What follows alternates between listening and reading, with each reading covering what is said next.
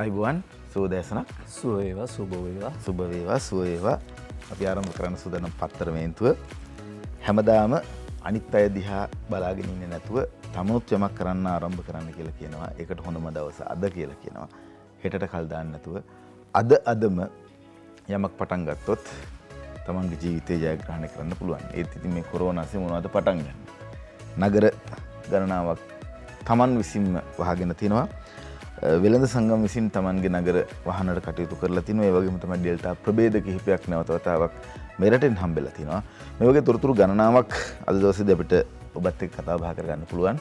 Taliban සටන්කාමීන්ගේ කාරණාව මොකක්ද? ඇෆ්ගනිස්තානයේ කොහොමද වුන් දිනුවේ? මේ තොරතුරු පිළිබඳව අද දවසේදීත් අපි ඔයාලට ඉදිරිපත් කරන්න සූදානම් සිටිනවා. විශේෂයෙන්ම ලෝක තත්ත්වය දිනුෂ දිගටම අපිත් එක්ක කතා බහ කරා. මේ වෙන විට ලෝක තත්ත්වය කොහොමද? හරි ලෝකයේ ආසාදිතයන් වාර්තාව පිළිබඳව අපි ඉස්සෙල්ලා කතා කරමුකෝ. ඒ අනුව මේ වෙනකොට සමස්ත ගෝලීය ආසාදිතයන් ප්‍රමාණය 20,93,31,320 දක්වා වර්ධනය වෙලා තියෙනවා. ඊයේ දවසට 6,37,758ක් වාර්තා වෙනවා. එයින් 1,32,611ක් ඇමරිකා එක්සත් ජනපදයෙන්. ඇමරිකා එක්සත් ජනපදයේ ප්‍රාන්ත 4ක තමයි එන්නත් කරන ඊතරම් සාර්ථක ක්‍රියාත්මක නොවෙච්ච ප්‍රාන්ත 4ක තමයි මේ වැඩිපුරම ආසාදිතයන් සංඛ්‍යාව වාර්තා වෙන්නේ. ඉන්දියාවේ 35,201යි ඊළඟට බ්‍රසීලයේ 38,218යි, ඉන්දුනීසියාවේ 20,741යි. ඉන්දුනීසියාවේ මරණ සංඛ්‍යාව ඊයේ 1,180ක් දක්වා වර්ධනය වෙනවා. සමස්ත මරණ සංඛ්‍යාව මේ වෙනකොට 43,93,415යි. 9,845ක් ඊයේ දවසට අලුතින් මරණ වාර්තා වෙනවා.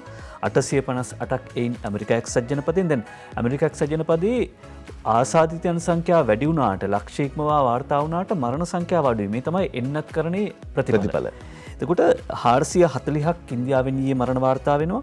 බ්‍රසීලයේ මරණ 1,137ක් වාර්තා වෙද්දී ලංකාවේ තත්ත්වය කොහොමද කියලා අපිට වාර්තා කරන්න පුළුවන් සෞඛ්‍ය ප්‍රවර්ධන කාර්යාංශයේ වෙබ් අඩවිය තමයි අපි මූලාශ්‍ර බවට පත් කරගන්නේ.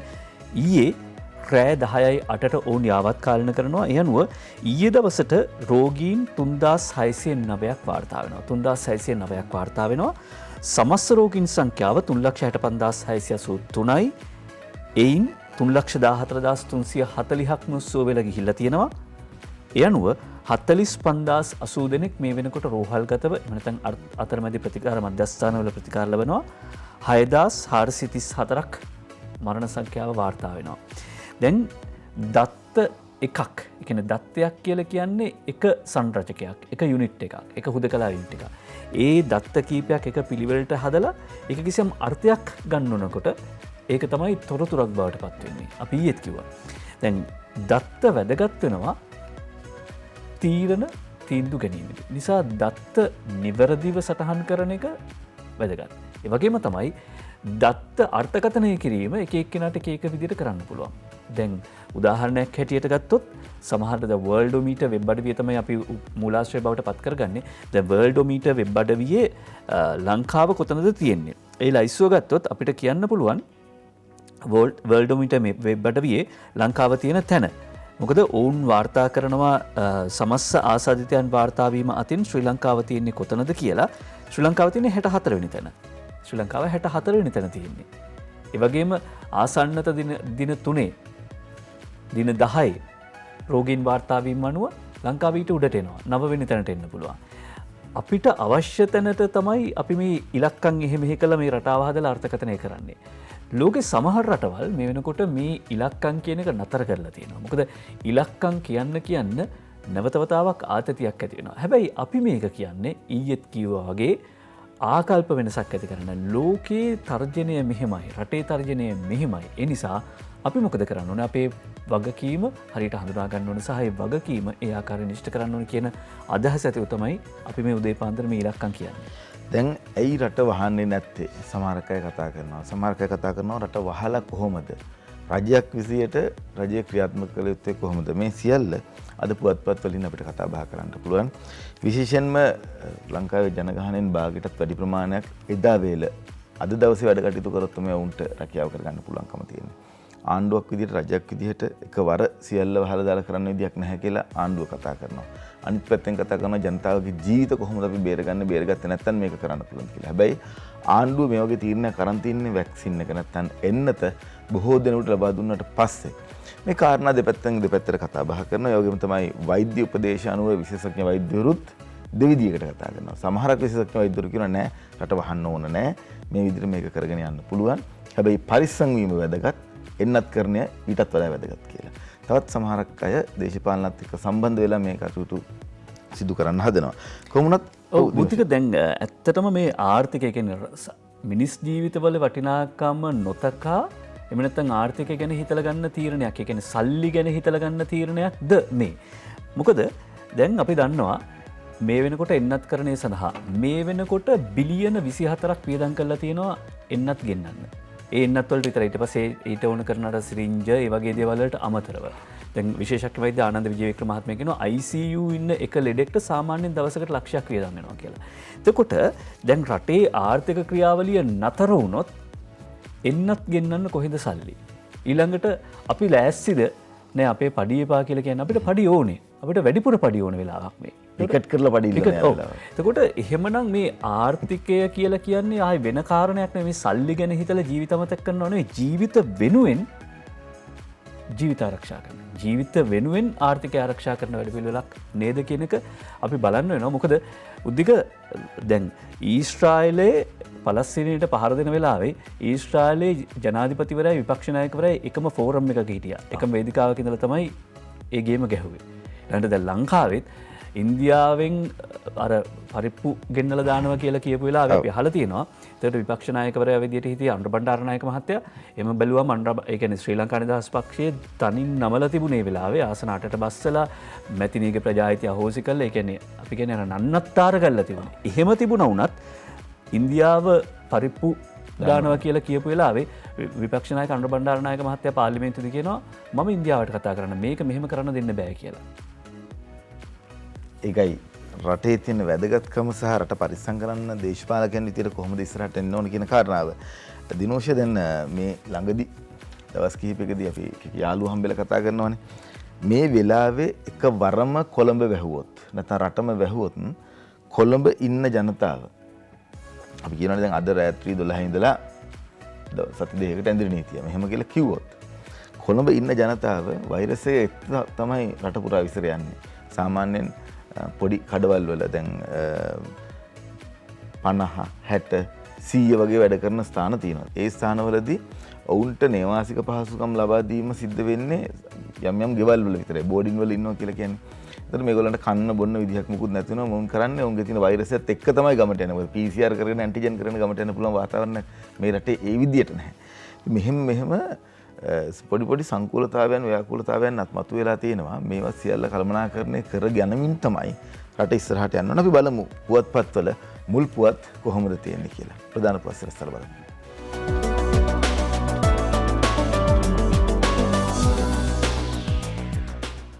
දිවයින පුවත්පතෙන් ආරම්භ කරන්නම්. බිහිසුණු ප්‍රභේද 3ක් ඇවිල්ලා අපේ ආරක්ෂාව අපිම සලසා ගන්න වෙලෙන්දෝ කියති. අපි අපේ ආරක්ෂාව අපිම සලසා ගත්තා කියලා නගර 26ක් වැසේ කියලා තමයි දිවයින පුවත්පත අද මුල් පුවත වාර්තා කරන්න. පිටකොටුවත් වැසෙන ලකුණු ඡායාරූපයේ නිෂාන් එස් ප්‍රියන්තගෙන් හේමන්ත රන්දුරු තමයි වාර්තාව ඉදිරිපත් කරන්නේ.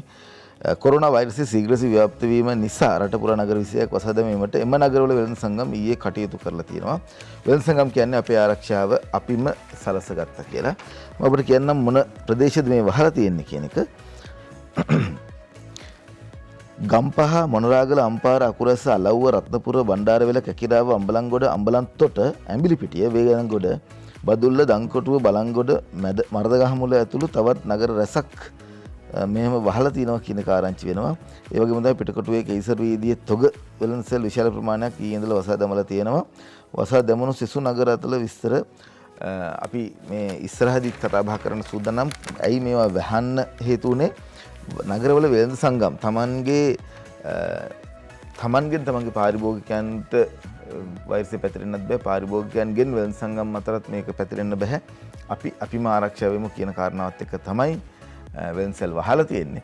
මේකේ තව කාරණාවක් තියෙනවා මේ පිටිපස්සේ වෙන දේශපාලන යාන්ත්‍රණයක් ක්‍රියාත්මක කරනවා කියලා ඊයේ මේ පිළිබඳව කතා බහ කරා ජොන්සන් ප්‍රනාන්දු අමාත්‍යවරයා. ඒ කියන්නේ දැන් කඩවල් වහන්න ඕන නම් රට වහන්න ඕන නම් ඒ පිළිබඳව තීන්දුව ගන්නවා රජයක් විදිහට. නමුත් මේ වෙලාවේ මේ කරන දේ ගැන දෙපැත්තෙන් කතාවක් තියෙනවා. අපි කියන්නේ නැහැ ජනමාධ්‍යවේදීන් විදිහට දැන් මේක තමයි කළ යුත්තේ කියලා එක සෞඛ්‍යාංශය තමයි පැහැදිලිව ඉදිරිපත් කළ යුත්තේ. සෞඛ්‍යාංශයේ උපදෙස් පරිදි තමයි දිනෝෂ ආණ්ඩුවක් විදිහට තීන්දුව ගන්න. ඒ නිසා මේ කරන වැඩේ ආර්ථිකයට කොයිතරම් ශක්තියක් වෙයිද නැද්ද සහ මිනිසුන්ගේ ජීවිතවලට මොන වගේ යමක් වෙයිද කියන එක ගැන පිළිබඳව කල්පනා කරන්න ඕන වෙලාවක් මේක. ඔව් එහෙම ආරක්ෂාව ගැන හිතලා ස්වයං විනයක් ඇතුව නගර වහගන්න කඩවල් වහන්න තීරණය කරන එක හොඳයි. හැබැයි අනිත් පැත්තෙන් කී දවසක් මේ විදිහට කඩවල් වහන් ඉන්න පුළුවන්ද කියන එක ඒ මහත්තුරුන්ටම තේරෙවි. ඒ අතරේ වෘත්තීය සමිතිය 40ක් වැඩ වැරුමකින් රට ලොක්ඩවුන් කිරීමට යනවා කියලා උදේජීව ඒකනායක වාර්තා කරනවා. 23 වෙනිදා සිට සති 2ක් වර්ජනය කියලා වාර්තා කරන්නේ අද අරුණ පුවත්පතේ ප්‍රධාන සිරස්තලයේ මේ සිකුරාදා වන විට රට වසා දැමීමට ආණ්ඩුව කටයුතු නොකළහොත් සති 2ක වැඩ වර්ජනයක් දියත් කර රට ලොක්ඩවුන් කිරීම සඳහා රාජ්‍ය හා පෞද්ගලික අංශයේ වෘත්තීය සමිති ඊයේ පස්වරුවේ තීරණය කළා කියලා වාර්තා කරනවා. වර්ජනය කරනවා නම් පඩිගන්නෙත් නැතුව ඇති මේ සති දෙකට මේ පුවත පිළිබඳව තවදුරටත් අනාවරණය කරනවා සෙසු පුවත් වලින් අපි එය ආවරණය කරන්න කැමති. ඒ අද අරුණ පුවත්පතේ ප්‍රධාන සිරස්තලය. දින මින පුවත්පත වාර්තා කරනවා ඩෙල්ටා විකෘති ප්‍රභේද 3ක් මෙරටින් හඳුනා ගැනීම සම්බන්ධයෙන් අද දවසේදී වාර්තා වෙනවා. සර්ණ විජේකෝන් සහ සන්ධ්‍යා කන්වාරත්න තමයි දින මින පුවත්පතේ මේ වාර්තාව ඉදිරිපත් කරන්නේ. COVID-19 ඩෙල්ටා ප්‍රභේදයේ නව විකෘතින් 3ක් ශ්‍රී ලංකාවෙන් හඳුනාගත් බව පරීක්ෂකයන් තහවුරු කර ඇතැයි ඖෂධ නිෂ්පාදනයේ සැපයීම සහ නියාමන රාජ්‍ය ඇමති මහාචාර්ය චන්න ජයසුමන මහතා පාර්ලිමේන්තුවේදී ප්‍රකාශ කරා කියලා අද දිනවන පුවත්පත වාර්තා කරනවා. එම විකෘති වෛරස් SA222, V.SA701S සහ SA1078S ලෙස නම් කර ඇති බවත් ජාන කේතයන් වෙනස් වීම මගින් මෙම විකෘති ඇතිවන අතර ආසාදිතයන් වාර්තා වීම ඉහළ යාමට එම විකෘතීන් හේතුවක් වී ඇති බවත් රාජ්‍ය අමාත්‍යවරයා විශ්වාස කරනවා කියලත් සෞඛ්‍යාංශය වල විශ්වාසය අද ඊයේ දවසේදී පාර්ලිමේන්තුවේදී පළ කරලා තියෙනවා. රට කොවිඩ් වසංගතයේ 4 වෙනි මට්ටමේ තියෙනවා කියලා රජයේ වෛද්‍ය නිලධාරීන්ගේ සංගමය කියනවා. අද මව්බිම්පත් පතේ ප්‍රධාන සිරස්තලේ ජේ.ටී. ද සිල්වා තමයි වාර්තා කරන්නේ. රට කොවිඩ් වසංගතයේ 4 වෙනි මට්ටමේ නව දරුණු වෛරස් ප්‍රභේදයක් එනවා. පුද්ගල සංචලන 90%කින් අඩු කළ යුතුයි GMOA අනතුරු අංගවයි කියලා අද මව්බිම්පත් පතේ ප්‍රධාන සිරස්තලේ මේ ආකාරයෙන් වාර්තා කරනවා. ඊයේ දවසේදී ගෝඨාභය රාජපක්ෂ මැතිතුමාම හම්බෙන්න රනිල් වික්‍රමසිංහ මැතිතුමා ගියා. එහිදී යම් කතා සිද්ධ වුණා. ඒ පිළිබඳව අද දවසේදී පුවත්පත් වාර්තා කරලා තියෙනවා. අද පුවත්පතේ මුල් පුවත දිනකට ඔක්සිජන් 95ක් ඕන. දිනකට ඔක්සිජන් ටොන් 95ක් ඕන. දේශීය දිනකට නිපදවන ධාරිතාව ටොන් 78යි. සතිපතා අවම වශයෙන් ටොන් 120ක් ආනයනය කළ යුතුයි. අපි ඊයේ ඔබට මතක් කරලා දුන්නා ශක්ති නෞකාව හැමදාම ඉන්දියාව බලා යන්නේ කොහොමද කියන එක. යන්න දවස් එකමාරක් යනවා කිව්වා. ඉන්දියාවෙන් මේව පටවගෙන ආපහු එන්න තව දවස් එකමාරක් යනවා කිව්වා. ශක්ති නෞකාව මේ ක්‍රියාන්විතයේ යෙදিলা සිටිනවා. අද දවසේදී අද පුවත්පත වාර්තා කරනවා සතිපතාවම වශයෙන් ටොන් 120ක්වත් ආනයනය කළ යුතුයි කියන කාරණාව. නවදා පවණි තමයි මේ වාර්තාව ඉදිරිපත් කරන්නේ අද පුවත්පතට. දැන් දිනකට ඔක්සිජන් මෙට්‍රික් ටොන් 95ක් ඕනෑ කියලා කියද්දී අද අරුණ පුවත්පත කියනවා තවත් ඔක්සිජන් ලීටර් 3 ලක්ෂයක් ගෙන්වන්න තීරණය කර තිබෙනවා. උදේජීව ඒකනායක වාර්තා කරනවා ඔක්සිජන් මත යැපෙන කොවිඩ් රෝගීන්ගේ සංඛ්‍යාව ඉහළ යාම නිසා තමයි තවත් ඔක්සිජන් ලීටර් 3,60,000ක් කඩිනමින් ආනයනය කිරීමට සෞඛ්‍ය අමාත්‍යාංශය මේ විදිහට තීරණ අරගෙන තියෙන්නේ. මේකයි අපි කතා කරන්න ඕන කාරණාව වහන්න කියන එක විතරමද ලොකුම ප්‍රශ්න වෙන්න ඕනේ. වාර්තා වෙන රෝගීන් ප්‍රමාණය අවම කරගන්න කටයුතු කරනවා වගේම ඒ රෝගීන් කළමනාකරණය කරගන්න ඒ සඳහා ගන්න පියවර මොනවද? පියවර ගන්නවද නැත්නම් අධික බඳන් නිකන් ඉන්නවද? ඇඳන් ඕනනම් ඇඳන් සහිත ප්‍රතිකාර මධ්‍යස්ථාන නිර්මාණය කරනවද? ඔක්සිජන් ඕන ඔක්සිජන් ආනයනය කරනවද? ආනයනය කරන්නේ නැතුව බලන් ඉන්නවද? මේ 3,60,000ක් ගෙන්නන්නේ අනාගතයේදී මතවිය හැකි අවශ්‍යතාවන් සලකා බලලා. ඒ අපි අරුණ පුවත්පතේ සෙසු සිරස්තලයක් කිව්වේ. ඒ අතරේ සූර්ය පුංචි යුද්ධයක් කොල්ලකරුවෝ දෙකක් පොලිස් වෙඩිපහරින් නැසිති කියලා අද සූර්යව දිලිප් ජයසේකර සඳහන් කරනවා. පොලිස් වාහනයක් අනතුරකට ලක් වෙනවා. මොකද වෙඩිපහරට ලක් වෙනවා කොල්ලකරුවන්ගේ රන්මාලයක් කඩා පලා යමින් සිටි කොල්ලකරුවන් අත්අඩංගුවට ගැනීමට යාමෙන් තමයි මේ සිද්ධිය වෙන්නේ. මේ සිද්ධිය ගැන තවදුරටත් විස්තර දැනගන්න පුළුවන් අද අලුත් පොලිස් මාධ්‍ය ප්‍රකාශකතුමා ඉස්සෙල්ලා එනවා 7 වෙනි පැයට. ඒ ආවම එතුමගෙන් අහන්න පුළුවන් මේ වැඩි විස්තර. අපි යමු පුංචි විරාමයකට. මේ අපේ පළවෙනි විරාමයේ විරාමයෙන් පස්සේ නැවත තවත් රට දකින්න පිටුවතර පත්‍ර මේන්තුවත් එක්ක සමග. අපි නැවතත් රට දකින්න පිටුවතර පත්‍ර මේන්තුව සමග දිනමින පුවත්පත වාර්තා කරනවා. සැප්තැම්බර් 30 වන විට අවුරුදු 18ට වැඩි සැවොම එන්නත් කරණය කර අවසන් කිරීමට රජය සැලසුම් කරයි කියලා සමාවෙන්න. ඒ කැස්සේ අපිටමනේ වෙන කාටවත් නෙවෙයි නේ. අපි අපිටම කෑගත්තේ. සැප්තැම්බර් 30 වෙනිදා වන විට අවුරුදු 18ට වැඩි සැමටම එන්නත් කරන්න අවසන් කිරීමට රජය සැලසුම් කරලා තියෙනවා. මෙහිදී විශේෂයෙන් මතක් කරනවා දල වශයෙන් මෙරට ජනගහනයෙන් ලක්ෂ 156කට එන්නත් ලබා දීම රජය අරමුණ වී තිබෙනවා. ඒ සඳහා අවශ්‍ය වන්නේ එන්නත් මාත්‍රා ප්‍රමාණය ලක්ෂ 31යි. අගෝස්තු මාස 9 වනදා වන විට විවිධ මූලාශ්‍ර ඔස්සේ ලැබී ඇති එන්නත් සංඛ්‍යාව මිලියන 19 නැත්නම් ලක්ෂ 194යි කියලා සඳහන් කරනවා. අවුරුදු 30ට වැඩි පිරිස් එන්නත් කරණය කිරීමේ වැඩපිළිවෙල යටතේ අගෝස්තු මාස 9 වනදා වන විට පළමු මාත්‍රාව මිලියන 11ක්ද දෙවන මාත්‍රාව මිලියන 3ක්ද ලබා දී අවසන් කොට ඇත කියලා සඳහන් කළා තියෙනවා. වයස අවුරුදු 18ට වැඩි පිරිස් සහ අවුරුදු 12-18 කාණ්ඩයේ දරුවන් වෙත එන්නත් ලබා දීම සඳහා බෝවන රෝග පිළිබඳ ජාතික උපදේශන කමිටුවේ නිර්දේශ මත සොයින් ෆාම් එන්නත් මාත්‍රා ලක්ෂ 90ක් සහ ෆයිස් එන්නත් මාත්‍රා ලක්ෂ 140ක් මෙල්ල ගැනීමට රජය අවධානය යොමු වෙලා තියෙනවා කියලාත් අද සඳහන් කරනවා. ඇමරිකානු ඩොලර් මිලියන 157.5ක මුදලක් මේ වෙනුවෙන් වෙන් කරන ලෙස සෞඛ්‍ය අමාත්‍යාංශය රජයෙන් ඉල්ලා සිටිනවා. ඒ කියන්නේ සැප්තැම්බර් මාසයේ ඉවර වෙන්න කලින් වයස අවුරුදු 18ට වැඩි හැමෝටම එන්නත් මාත්‍රා දෙකම ලබා දෙනවා. මේ අගෝස්තු මාසයේ ඉවර වෙන්න කලින් අවුරුදු 30ට වැඩි හැමෝටම මාත්‍රා දෙකම ලබා දෙනවා. ඒක තමයි ඉලක්කය. එතනදී ජ්‍යෙෂ්ඨ මහාචාර්ය සම්පත් අමරතුංග මහත්මයා ඉල්ලීමක් කරනවා. විශ්වවිද්‍යාල සිසුන් මේ රටේ 1,60,000ක් ඉන්නවා. එයින් 25000කට ඉස්සෙල්ලම එන්නතේ පළමුව එන්නත ලබා දෙනවා. ඒ කියන්නේ තුන්වන වසරේ සිසුන්ට අවසාන වසරේ සිසුන්ට ඉස්සෙල්ලම එන්නත ලබා දෙනවා. අද මව්බිම් පුවත්පතයි මේ පුවත වාර්තා කර සිටින්නේ. ඒ අනුව මේ ආකාරයට සරසවි පද්ධතියේ අවසන් වසර සිසුන්ට එන්නත ලබා දීමෙන් පසුව ක්‍රමයෙන් තුන්වන දෙවන හා පළමුවන වසර සිසුන්ට එන්නත ලබා දීමට නිමිතයි. 1,60,000ක් වෙන ළමයින්ගෙන් 42,000ක්ම පළමුවන වසරේ සිසුන් බවත් ජ්‍යෙෂ්ඨ මහාචාර්යවරු සඳහන් කරනවා.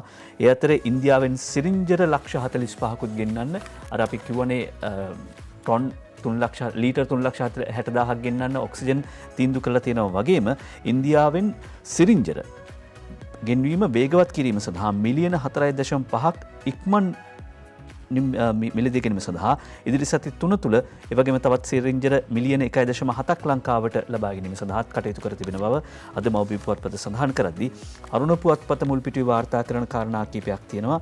ඒ තමයි අරුණ පුවත්පත සඳහන් කරන මුල් පිටුවේ ඇස්ට්‍රසෙනිකා එන්නත ලබාගත් අයට තුන්වන මාත්‍රාව විදියට ෆයිසර් එන්නත ලබා දෙන්නට කියන්නේ බූස්ටර් එක විදියට දැනට එන්නත ලබා දී ඇති පුද්ගලයන්ට ප්‍රතිශක්තිකරණය තවදුරටත් වර්ධනය කිරීම සඳහා ෆයිසර් එන්නත ලබා දීමට සුදුසු බව සෞඛ්‍ය අමාත්‍යාංශයේ බෝවන රෝග පිළිබඳ ජාතික උපදේශන කමිටුවත් නිර්දේශ කර තිබෙනවා.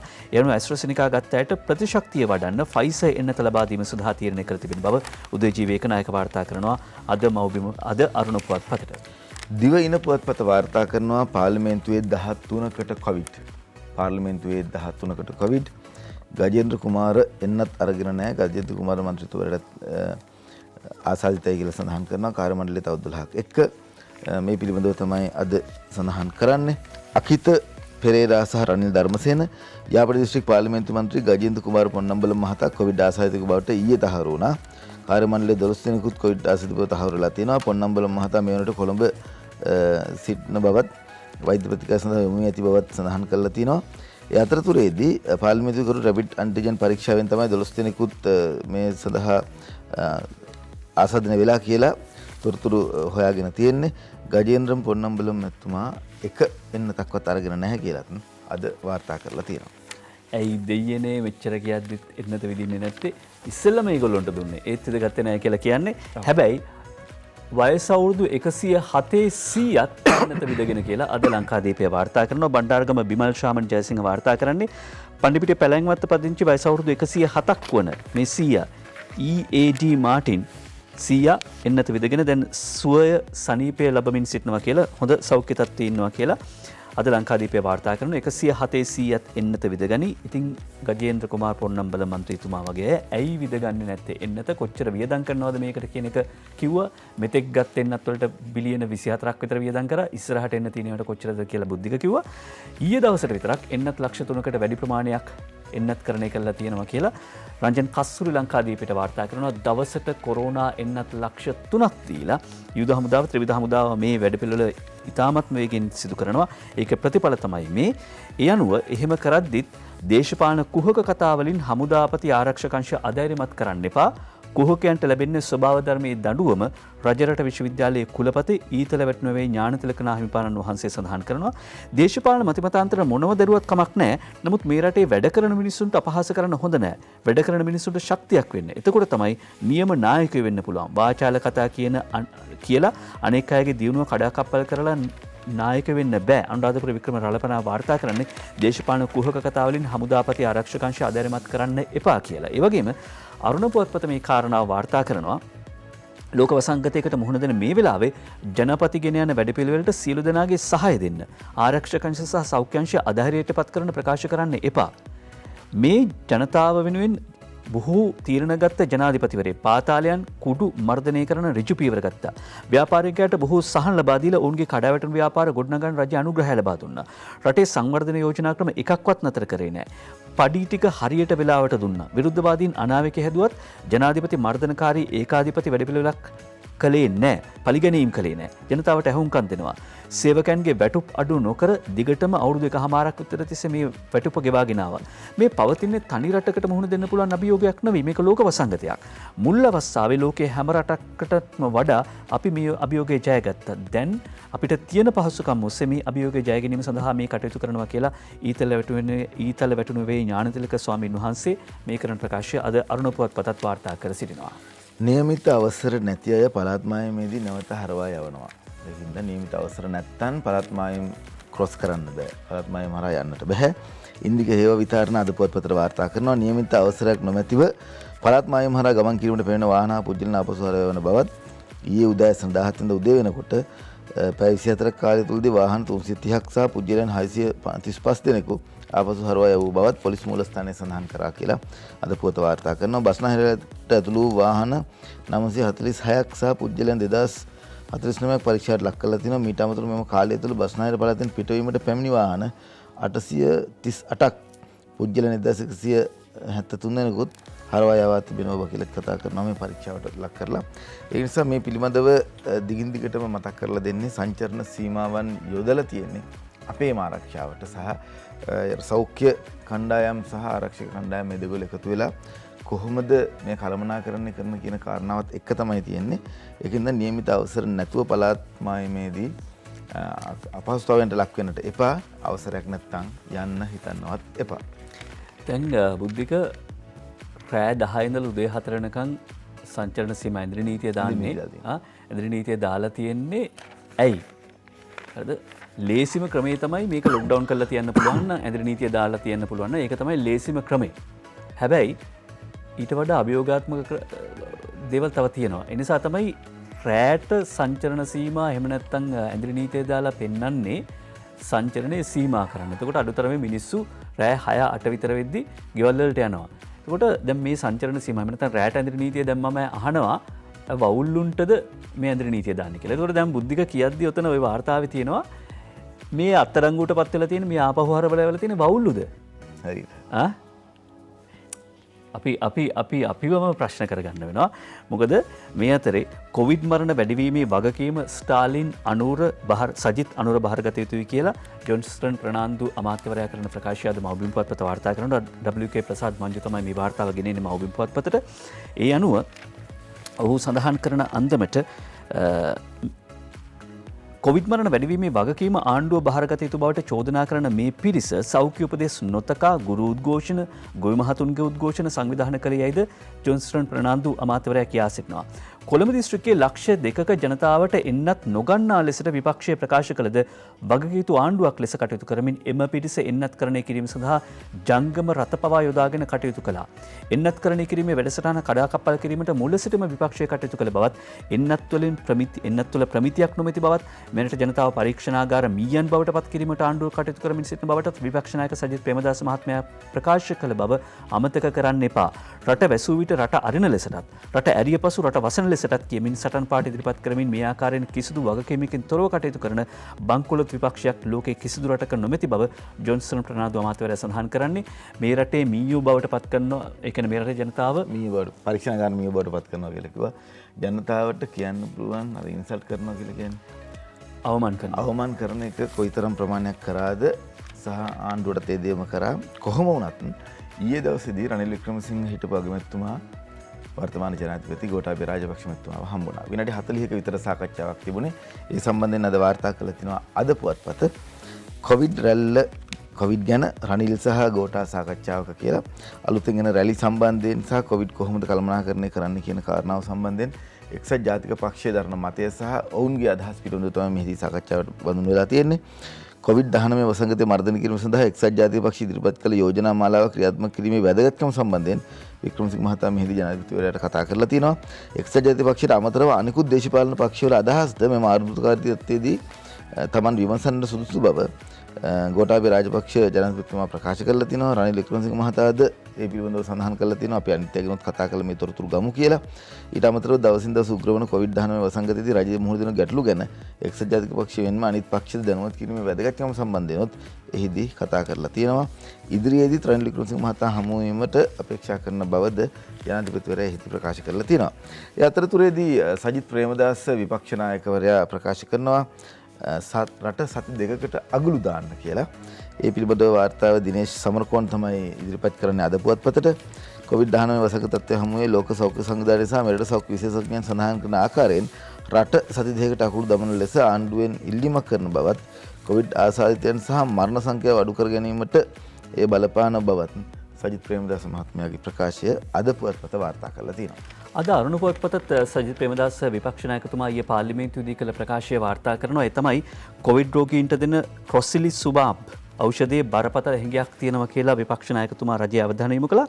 කොවිඩ් රෝගය වැඩි වෙද්දී රෝගීන්ට ලබා දෙන ට්‍රොසිලිසුමාබ් ඖෂධයේ බරපතල හිඟයක් රටේ ඇතිව තිබෙනවා. මේ ඖෂධයේ අවශ්‍යතාව පිළිබඳ පසුගිය මාස 3ේදී තමන් මතු කළා. දැන් මම මේක කිව්වයින් පස්සේ සමාජ මාධ්‍ය මේක විහිළුවට ගන්න උත්සාහ කරනවා. මේක විහිළුවට ගණන් ගන්න එපා. කරුණාකරලා මේ බෙහෙත ගෙන්වන්න වැඩපිළිවෙලක් යොදන්න කියලා ඔහු ඉල්ලීමක් කළා.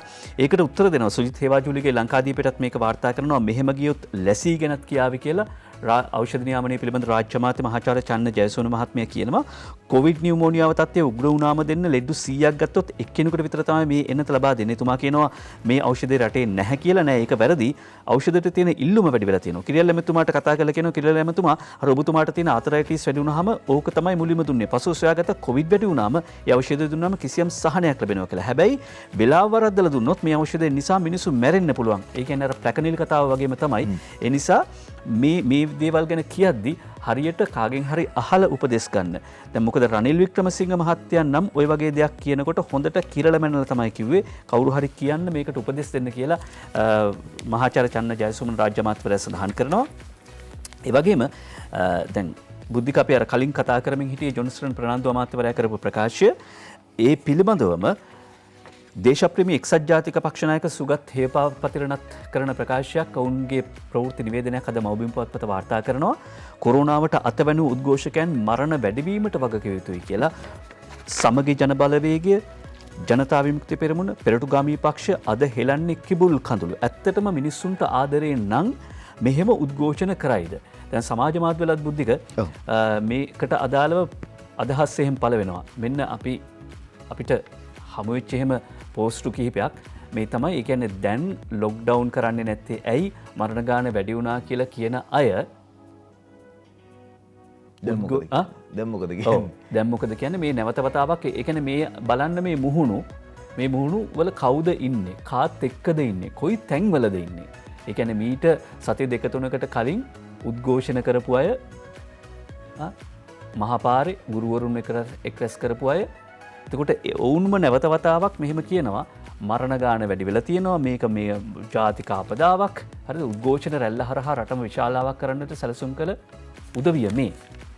එහෙම ඉඳිද්දී දැන් ඒ කියන්නේ දැන් සංචරණ සීමා පනවද්දී කිව්වා ආණ්ඩුව උද්ඝෝෂණ මර්ධනය කරන්න තමයි මේ දේ කරන්න කියලා.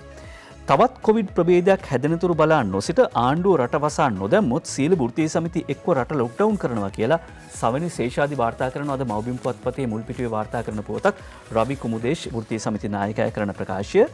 ඒ අනුව ඔවුන් සඳහන් කරන අන්දමට ආණ්ඩුව මේ පිළිබඳව තීරණයක් නොගත්තොත් ආණ්ඩුව ලබන සිකුරාද වෙද්දී රට වහන්න තීරණය නොකළොත් සියලු වෘත්තීය සමිති එකතු වෙලා රට වහන්න තීරණය කරනවා කියලා සඳහන් කර සිටිනවා. ඔවුන් සඳහන් කරන ආකාරයට තැපැල් දුම්රිය බැංකුවාදී සියලු වෘත්තීය සමිති එකට එකතු කරලා කතා කරලා ඔවුන්ගේ වර්ජන ක්‍රියාමාර්ගයකින් මේ රට ලොක්ඩවුන් කරන අපි සූදානම්. වෛද්‍ය සහ විද්‍යාත්මක හඬට කන් දෙන්න. එහෙම නැත්නම් මේ රට නරක තත්වයකට පත් වෙවි. ඒ විදිහට සෞඛ්‍ය සේවාව ඉදිරියට ගෙන යන්න බැරි වෙනවා. යයිද හිතම සඳහන් කළා කියලා කියනවා. එතකොට අර සමාජ මාධ්‍යවල මේ දවස්වල පෝස්ට් පළ වෙනවා මේ රට වහන්න ලොක්ඩවුන් කරන්නේ නැත්නම් අපි ස්ට්‍රයික් එකක් කළා රට ලොක්ඩවුන් කරනවා කියන උදවිය කොතනද ඉන්නේ මොනවද කරන්න කියලා. ඒ වගේම ශාමින්ද වත්තගෙදර අද ලොක්ඩවුන් එකක් ඕනද කියලා ලිපියක් පළ කරනවා. ලොක්ඩවුන් එකක් ඕනද? ලොක්ඩවුන් එකක් වෙනුවෙන් තර්ක කරද්දී ප්‍රශ්නයක් නගනවා ලොක්ඩවුන් එකක් ඕනද? කොවිඩ් වසංගතයේ හේයින් රට ලොක්ඩවුන් කරනසේ බල කරන පිරිස පසුගිය කාලයේ දෙස ආපසු හැරී බැලීම අවශ්‍යයි. මීට කලිනුත් එහෙම ලොක්ඩවුන් කරපු අවස්ථා තිබුණානේ.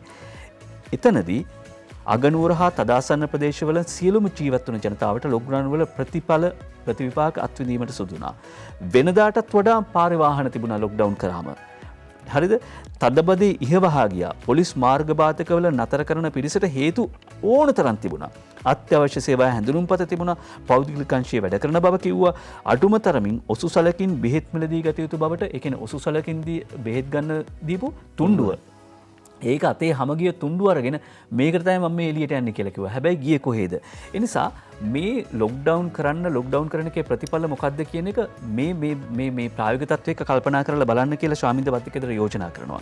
ඔක්ස්ෆර්ඩ් ඇතුළු විශ්වවිද්‍යාල ගණනාවක ආර්ථික විද්‍යාඥයෝ ලෝකයේ සියලුම රටවල ලොක්ඩවුන් තත්ත්ව ගැන පරීක්ෂණ පවත්වා තිබේ. රටවල් 49ක ලොක්ඩවුන් කිරීමේ ආදීනව ගැන ගැඹුරින් සොයා ඇති පර්යේෂකයෝ රෝග ව්‍යාප්තිය අවම කරන්නට මේ රටවල ලොක්ඩවුන් උපයා කිසිම ප්‍රයෝජනයක් අත්පත් කර දී නැති බව තහවුරු කරගෙන තිබෙනවා. ඒ නිසා මේ දුෂ්කර කාලයක්.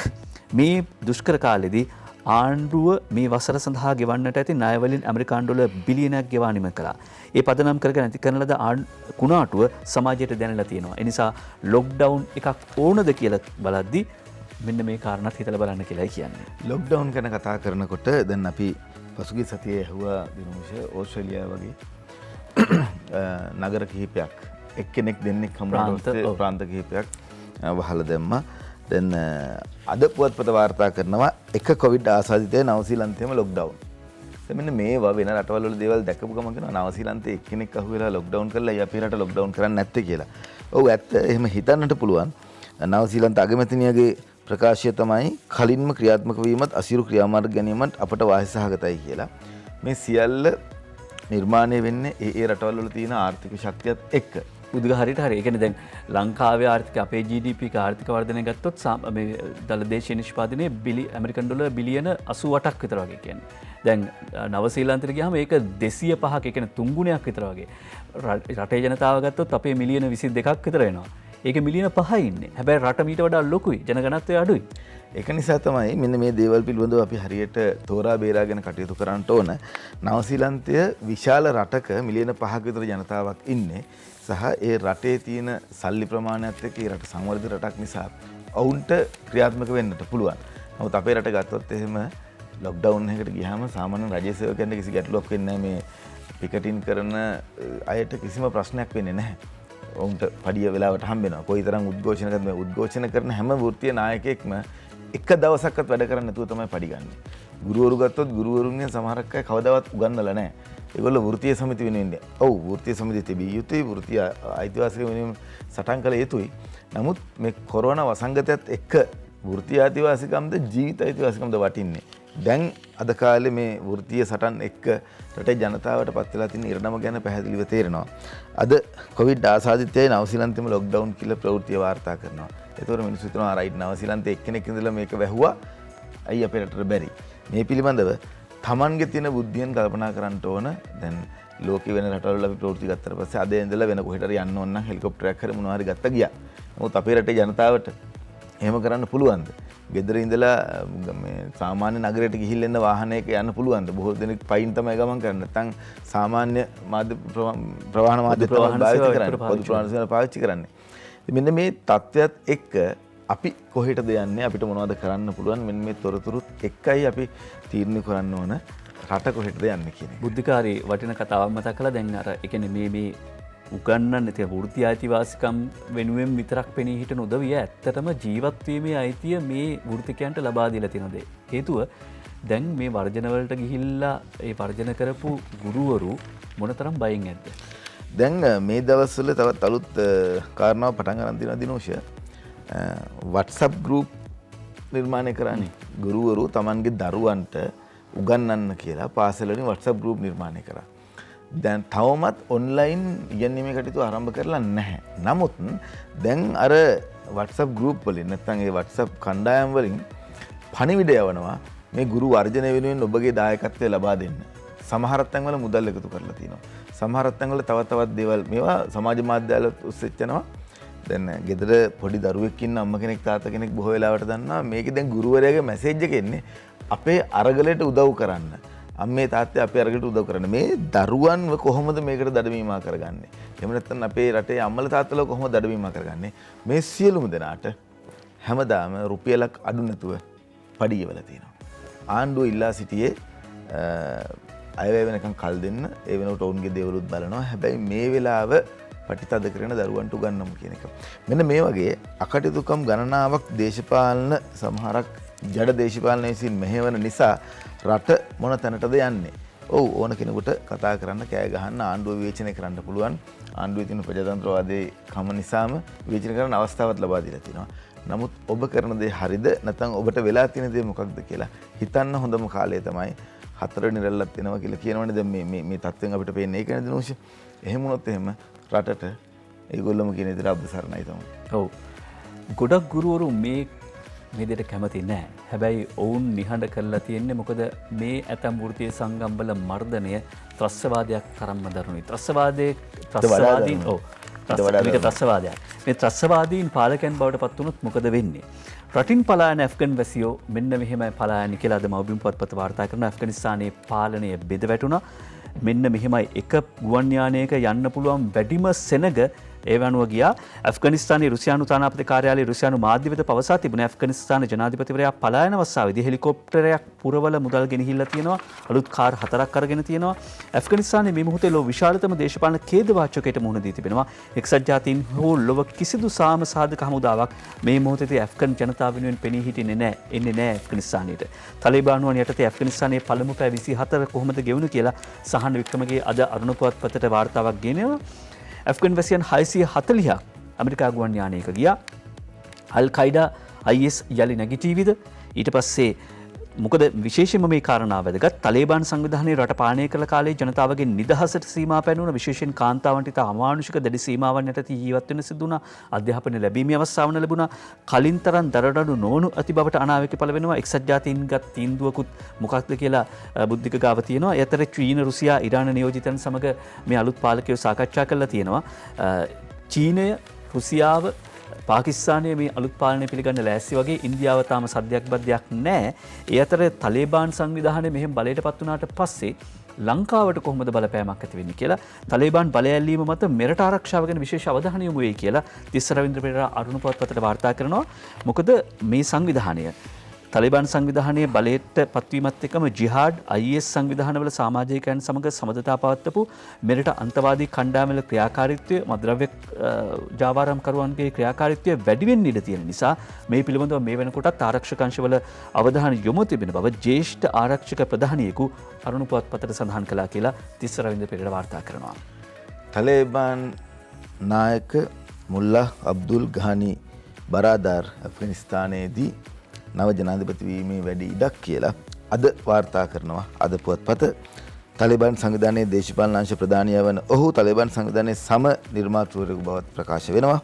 තලිබාන් සංවිධානයේ සම නිර්මාතෘවරයෙකු වන මුල්ලා අබ්දුල් ගානි බරාදාර් තමයි ඇෆ්ගනිස්තානයේ මීළඟ ජනාධිපතිවරයා බවට පත්වීමේ වැඩි ඉඩකඩ තියෙන්නේ කියලා අද පුවත්පත වාර්තා කරනවා. ඇෆ්ගනිස්තාන මැතිවරණයෙන් තේරීපත් වුණු ජනාධිපති අශ්රෆ් ගානි ඇතුළු රජයේ ප්‍රධාන පෙළේ නියෝජිතයන් අද වන විට රටෙන් පලා ගොස් සිටින අතර ඉදිරියේදී දැනට රටේ සිටින ඇෆ්ගනිස්තාන රජයේ ප්‍රධානීන් සමග ඇති කර ගන්නා සාකච්ඡාමය එකඟතාවය අනුව නව රාජ්‍යයක් පිහිටුවීමට තලිබාන් සංවිධානය අදහස් කරලා තියෙනවා කියන කාරණාව අද මතක් කරනවා.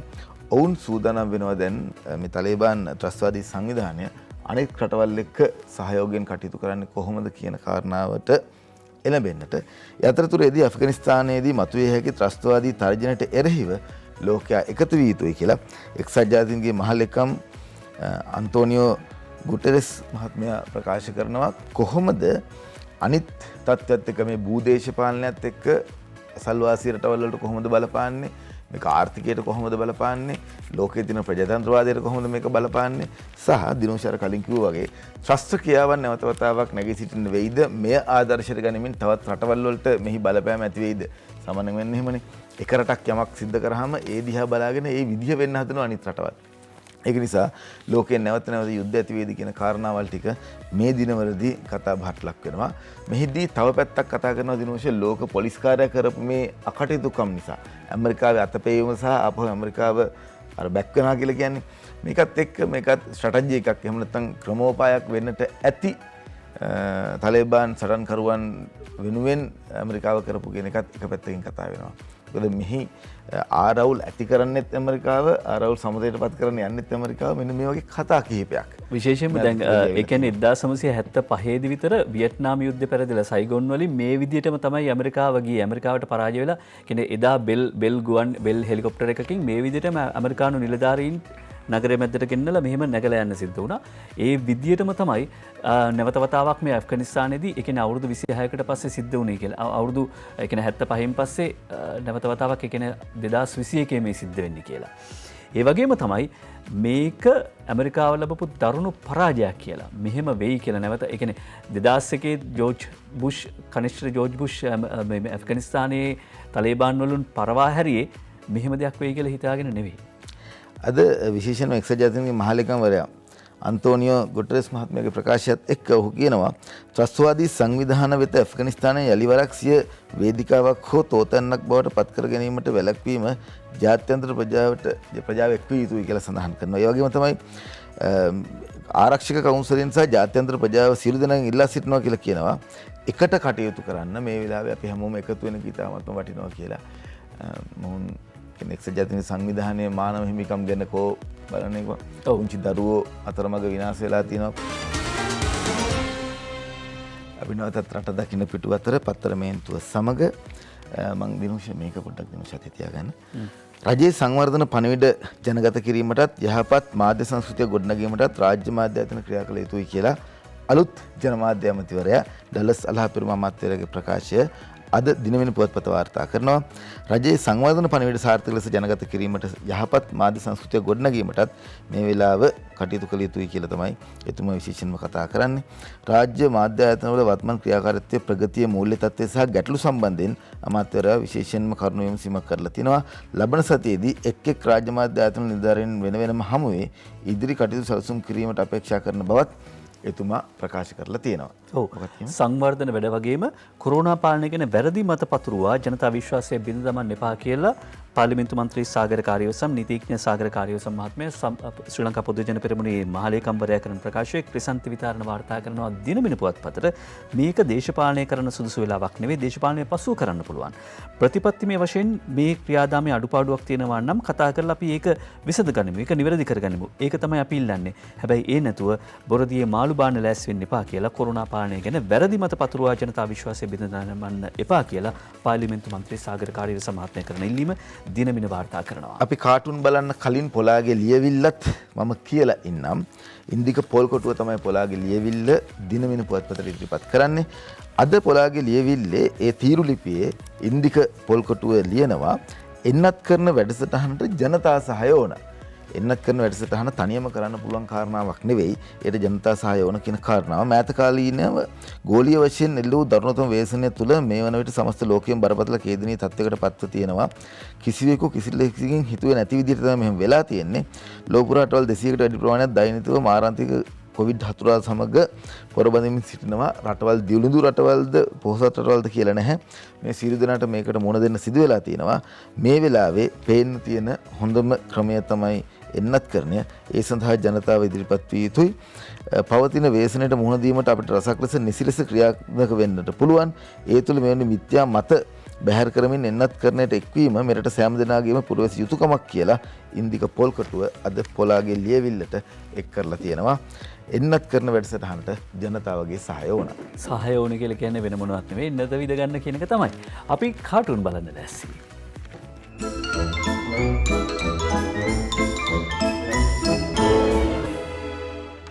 මුලින්ම අපි දිනමින පුවත්පතේ කාටුනය අනුර තේනුවර තමයි දිනමින පුවත්පතට ඉදිරිපත් කරන්නේ. ජනමාධ්‍ය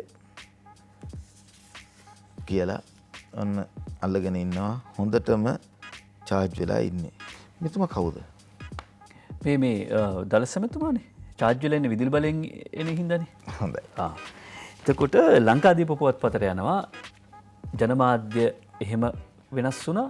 ඊට පස්සේ සෞඛ්‍ය මෙහෙම වෙනස් වෙනවානේ. සෞඛ්‍ය හම්බ වෙන්නේ කෙහෙලි රඹුක්වැල්ල මැතිතුමාට.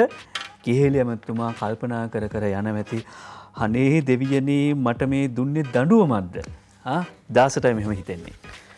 දිනවෙන පුවත්පතට අංජන ඉන්ද්‍රජිත් නිර්මාණය කරනවා. ඒත් කෙහෙලිය ඇමතුමා තමයි. එතුමා ඩොක්ටර් කෙනෙක් වෙලා. දැන් ඩොක්ටර් කෙහෙලිය. කොහොමද එතුමා ආචාර්ය තමයි.